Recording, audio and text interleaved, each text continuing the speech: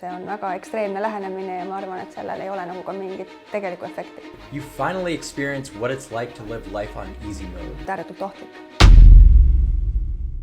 Alati on öeldud, et ilu nõuab valu, aga kuidagi me oleme platvormi andnud inimesele, kes väidab, et ilu saladus on metamfetamiin ja näoluude sodiks peksmine.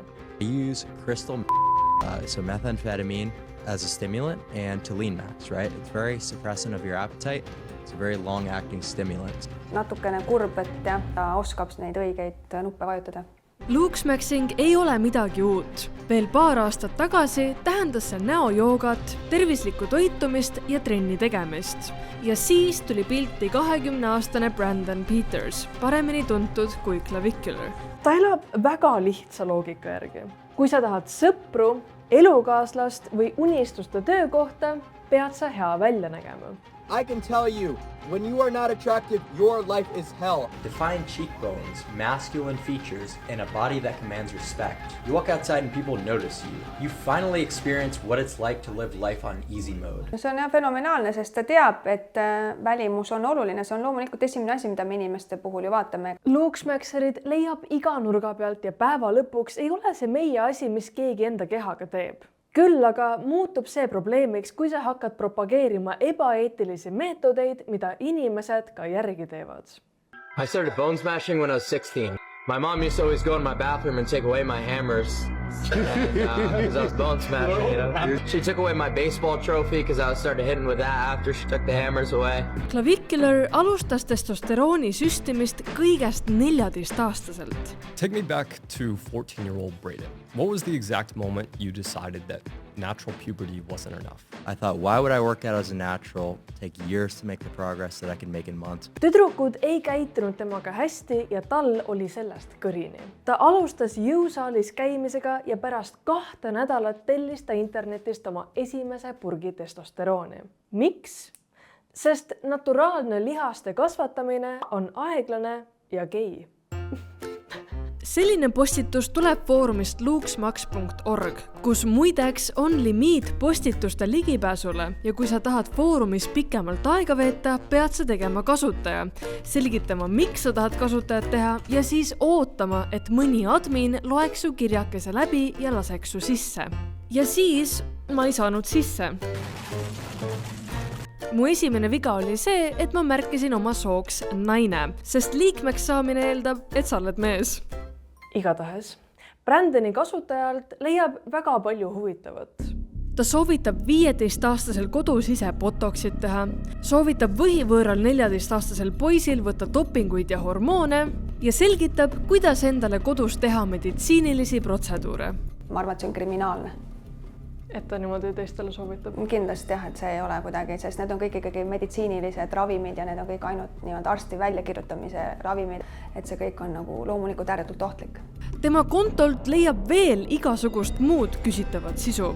Näiteks, kuidas absoluutselt igat sotsiaalset olukorda vältida. Ärka 30 minutit varem, et sa ei peaks oma vanematega suhtlema. Ära jälgi kedagi Instagramis, muidu sa pead nendega rääkima. Hakka oma sõnade arvu jälgima. Sa ei peaks ütlema päevas rohkem kui 50–100 sõna. Ära kanna jõusaalis deodoranti. Ma saaks lõpmatuseni neid postitusi ette lugeda, aga ega ta nendest targemaks ei saaks. Sellest foorumist tegelikult tema karjäär alguse saigi. Ta sai seal nii populaarseks, et keegi leidis ta postitused ja edastas need koolile, mis lõppes sellega, et Clavicular visati ülikoolist välja. Selles suhtes, et ta plaanis oma ühiselamus avada ilukliiniku, et koledatele inimestele botoxit teha, nii et võib-olla visati ta asja eest välja.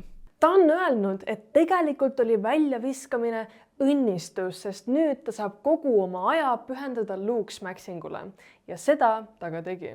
Clavicular on ise postitanud, et need ravimid, mida tema kasutab, on testosteroon, asin, finasteriide, melatonan 2, anavar, tutasteriide, minoxidil, Mounjaro, telmistartan, kreatiin, Cialis, Viagra, PT141, Tren-E, EQ, P5P, melatoniin, Lasix, mematiine, lidocaine, metamfetamiin. ja siis muidugi bone smashing, peptiidide süstimine, BDO-nöörid, botox ja nii edasi. Kui sa vaatad seda nimekirja, mis tundeid see sinust tekitab?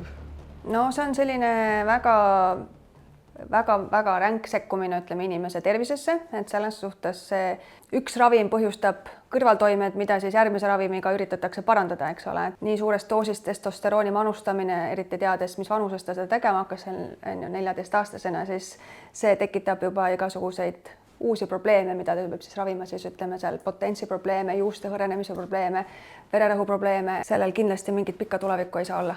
Steroididega on nagu asi väga selline piiri peal mängimine, eks ole, et mitte ainult su lihased ei kasva, vaid üks lihas, mis on väga oluline inimesel, näiteks südamelihas, eks ole, südamelihas hakkab samamoodi kasvama, sul võib tekkida sellest siis nagu näiteks südame puudulikkus. Me kunagi ei tea täpselt, millal tema need ressursid võivad otsa saada. Mida ma muidugi veel ei pannud siia skripti on see, et neid samu BDO süstleid ja nööre ta toppis endale nokku sisse, et seda suuremaks teha. Ta näitab pidevalt enda näo ja keha muutusi, mida on raske eitada, aga nagu inimesed kommentaarides välja toovad, siis enne pildid on tehtud puberteedi alguses ja nüüd, kui ta on 20, on toimunud paljud loomuliku vananemisega kaasnevad muutused. Samuti saab ta kriitikat selle kohta, et ta näeb välja kuiv ja vana. Aga see on tõepoolest, mis juhtub, kui sa hakkad võtma testosterooni ja steroide, kui sa oled 14-aastane.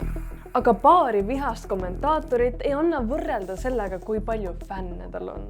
Tänaseks on tal TikTokis 709 000 jälgijat ja ei läinud kaua aega enne, kui ta hakkas ilmuma kuulsate inimeste kanalitel otseülekannetes. Ja siit hakkas pihta joomine, narkootikumid ja kõik muu, mis kaasneb sellega, et sa oled noor, oma populaarsuse tipus ja kolisid just LA-sse. Aga see selleks. Kui senise kuulsuse tõid talle inimkatsed iseendaga, siis nüüd oli tal kõlapinda, et anda nõu ja eeskuju miljonitele inimestele.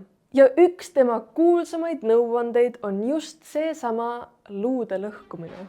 Bone smashing on pseudopraktika, mille käigus inimene lööb meelega oma näoluid, enamasti lõuga, põsesarnu või silmakoobaste ümbrust, et tekitada mikrovigastusi, mis väidetavalt paranedes muudavad luu struktuuri suuremaks ja teravamaks.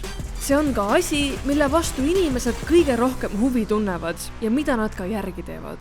Väga kuulus asi, mis ta propageerib, on bone smashing. Kui sa peksad ennast, siis tulevad mikrovigastused näoluu sisse ja kui see paraneb, siis näoluud lähevad suuremaks ja teravamaks.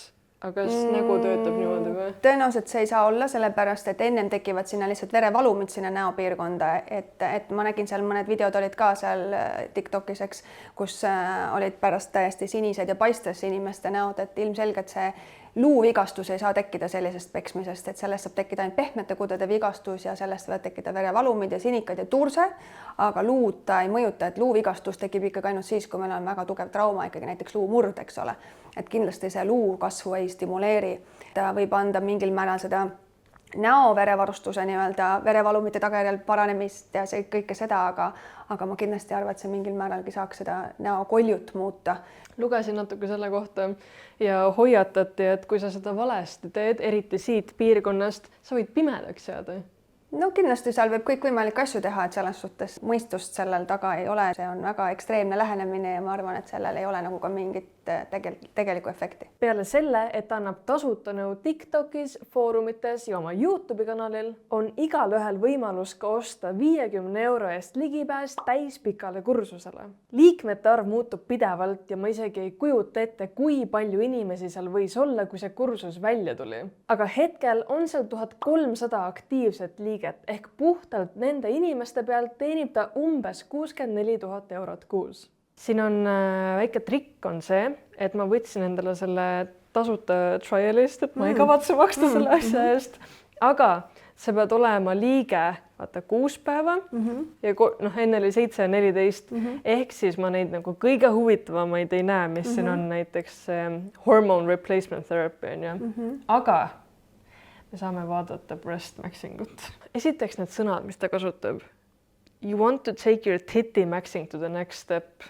Siis ta räägib, kuidas tulevad tissid on ju, mis sa võiks võtta. Siin on mingi keel. Siis kas ma saan õigesti aru, et see on mingi rasedate ravim või? Progesteroon selles suhtes see on see, mida su keha hakkab rasedusaegselt tootma siis, et hakkavadki rinnanäärmed kasvama, et beebile siis nii-öelda piima tekitada, eks ole, et ja kui sa võtad seda ilma beebita? Keegi siiamaani minu teada meditsiini ajaloos ei ole esteetilisel eesmärgil selliseid ravimeid nii-öelda kasutanud, kuna kõikide ravimitega on ju koos ikkagi alati mingid kõrvaltoimed. Siis ta siin ka promob, et kui sul on selline asi, siis sul on selline asi. On vaja vertical genioplasty. Loomulikult, kui on hambumuse probleem ja on ikkagi ortodontiline vajadus sellist operatsiooni teha, siis on väga mõistlik, ka mina soovitan väga tihti oma klientidele mõelda selle peale. Miks sa peaksid kaalust alla võtma? Kaalust alla võtmine on kõige efektiivsem Lux Maxing asi, mis sa saad teha. Kas see on ka mingi ravim või? See on jah, GLP-1 agonist ikkagi. Lihtsalt need on erinevate ravimid, ütleme nagu Ozempic. Mõni asi, näiteks see mingi topi endale sokid rinnahoidja sisse ja seal ta see nagu kõnekeel on nagu natukene tobe, aga kui nagu ta sellistest asjadest räägib, see vend teab. Teab ja see ongi see, kuidas ta ütleme, kuidas üldse sellise pseudoscience'iga inimene on nii järsku üleöö maailma kuulsaks või vähemalt Ameerikas nii kuulsaks on see, et ta oskab rääkida ja ta on väga hea nii-öelda mõjuga inimestele, mis on nagu päris ohtlik, sest et ta konkreetselt ikkagi omab väga suurt võimu inimeste üle, et ta on ikkagi selline massipsühhoos võib sellele kaasneda tegelikult, eriti noorte seas, kes on niivõrd mõjutatavad erinevatest sellistest vahenditest, et nagu teise ütleb, et hard work ei ole tema jaoks, et ta ei taha jõusaalis seal rassida ja higistada, et pigem lihtsalt paneb neid steroide ja lihased kasvavad ilma pingutuseta, et selles suhtes, kes ei tahaks lihtsalt ja kiireid lahendusi loomulikult. Claviculari enda konto oli kursuse lehel viimati aktiivne 16 päeva tagasi, kuigi ta lubab kursuse kirjelduses iganädalasi Zoomi kõnesid ja promob seda, kuidas läbi selle kursuse saab temaga otse rääkida. Mis sa arvad, kuidas üldse mõjutavad need foorumi postitused, videod, soovitused, kuidas need mõjutavad siukseid keskmiseid 14-aastaseid poisse näiteks? See vanus ongi veel niivõrd õrn, eks ole, et tema põhirõhk ongi see look max, eks ole. Loomulikult ta loob natukene vale kuvandi noortele, kelle niikuinii täna on see välimus niivõrd tähtis, eks ole. Aga tema mõte on siis selles, et kui sulle looduse poolt on antud ikkagi nii-öelda halb pagas, siis nagu tee kõik selleks, et seda parandada, et mine tee omale operatsioonid, tarvita mis iganes ravimeid selleks, süsti, mis iganes vahendeid siis selleks, et saavutada endale võimalikult nii-öelda hea välimus, et edu saavutada elus. Selline inimene, kellel on täna nii suur roll ühiskonnas, eriti Ameerikas, kus inimesed on väga ajupestud, eks ole, siis ma loodan väga, et eestlaseid see väga ei mõjuta, et ma arvan, et Eesti noored on täna ikkagi väga sellised juba enesehinnang on oluliselt kõrgem, et kindlasti see mõjutab sellise madala enesehinnanguga noori ja võib-olla just natukene keskmisest nii-öelda lihtsama nii-öelda mõtlemisega, kes võib-olla oma aju ei kasuta ja võib-olla võtavadki need rollimudelid ja järgivad neid. Kui mina juba jään seda kuulama ja niimoodi pooleldi uskuma, mis ta räägib, siis ma arvan, et see väga paljusid noori võib mõjutada. Küll aga ei ole kõik hüpnotiseeritud sellest, kui ilus ta on. Väga paljud kritiseerivad tema iseloomu ja käitumist. Siinkohal on oluline meelde jätta, et see, kas ta sulle või mulle meeldib, on täiesti subjektiivne. Aga tema suhtumine naistesse on midagi, mille kohta on raske silma kinni pigistada. Your bite is all off, just everything is wrong. That's fine. Yeah, so just I would rate you the lowest. I would arguably say like 1.5 or 2, like genetic defect, dead end. See viib meid tagasi tegelikult päris algusesse. Miks tema Lux Maxingu teekond algas? Tüdrukud ei olnud temast huvitatud ega käitunud temaga nii, nagu ta arvas, et nad peaksid. Kui seda tausta arvesse võtta, siis see, kuidas ta naistest räägib, ei tule üllatusena. 2 luxmax.org foorumi postituses räägib Clavicular enda õest ja ütleb ta kohta foid. Foid on klassikaline incel slang, mis tähendab female humanoid ehk mitte päris inimene, vaid justkui naissoost olend, kellel puudub autonoomia, isiksus või väärtus väljaspool välimust. See ei ole juhuslik sõna. See on dehumaniseeriv termin, mida kasutatakse teadlikult, et naisi mitte päris inimestena käsitleda. siinsamas foorumis meeldib talle pidevalt rääkida sellest, kuidas ta pump and dumpib tüdrukuid ehk kuidas ta on kaitsmata vahekorras tüdrukutega ja pärast blokeerib nad ära, kui nad küsivad plaan B jaoks raha ja kutsub neid eks. Või kuidas ta meelega proovib ilusaid tüdrukuid rasedaks teha, et enda geene levitada. Kuidas ta ei taha naistega rääkida, vaid lihtsalt nendega vahekorras olla. Ja lõpuks, kuidas ta ei taha üldse naistega vahekorras olla, sest masturbeerimine on palju kergem ja tal on raske vestelda madala IQ-ga primitiivsete naistega. Ja kuidas naised annavad sulle lihtsalt aidsi ja võtavad ära raha. Kõike seda arvesse võttes on hirmus mõelda, et ta on päriselt kellegagi suhtes. Clavicularil on 17-aastane tüdruksõber, kellele ta tegi otseülekandes meditsiinilist protseduuri, kus näkku süstitakse rasva vähendavaid peptiide. Seda eesmärgiga teha teda ilusamaks.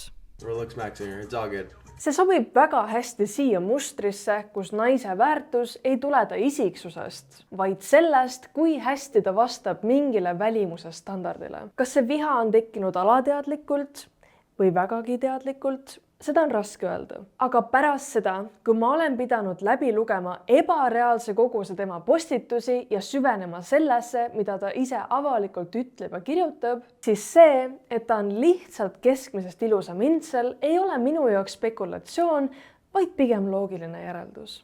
Clavicular ei ole esimene ega viimane Luke Smaxer sisulooja. Kindlasti tuleb peale teda järgmine ja tõenäoliselt veel hullem. Kas sa jälgid teda või mitte, see on täiesti sinu asi ja mul on suhteliselt ükskõik. Aga igal asjal on piirid. Loomulikult ta ütleb vahest asju, mis on loogilised ja võivad päriselt aidata. Aga seda sisu tarbides peab lihtsalt ise suutma kainet mõistust hoida. Aga mis te arvate? Kas tekkis sisu endale kodus ilukirurgiat teha? Kas see on sisulooja, keda te jälgiks? Jätke oma mõtted ja arvamused kommentaaridesse.